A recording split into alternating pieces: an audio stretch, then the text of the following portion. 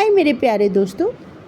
आज आपके लिए एक कहानी और लेकर आई हूँ जिसका शर्मा जी को अनुभव हुआ था।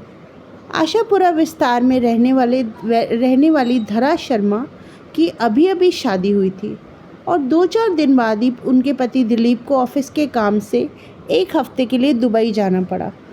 धरा बताती हैं कि एक रात को जब वह अपने कमरे में अकेली सोई थी तो अचानक से उनका टीवी चलना शुरू हो गया, जिससे वे चौंक गई और उन्होंने तुरंत उठकर टीवी बंद किया और वो फिर से सोने की कोशिश करने लगी। थोड़ी देर बाद उन्हें अनुभव हुआ कि उनकी बगल की बिस्तर पर कोई लेटा है।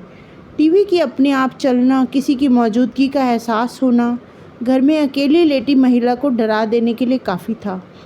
धरा जिस करवट लेटी थी उसी करवट लेटी रही। उन्हें समझ नहीं आ रहा था कि अब वो क्या करें।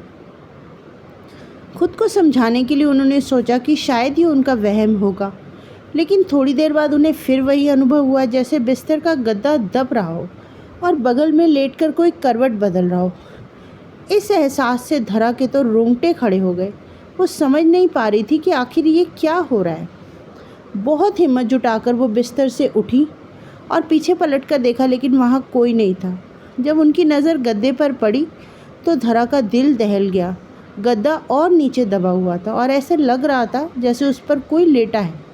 अब वो चिल्लाना चाहती थी, पर खौफ और डर के मारे उनकी आवाज़ नहीं निकली। दिल की धड़कन बहुत तेज़ हो गई थी। घबराहट में धरा ने तकिया उठाकर उस जगह पर फेंका जहाँ गद्दा दबा हुआ था। ऐसा करते ही बिजली की तेज़ी से गद्दा ऊपर आकर ठीक हो गया और धरा को ऐसा लगा जैसे कोई परछाई तेज़ी से उठ खड़ी हुई।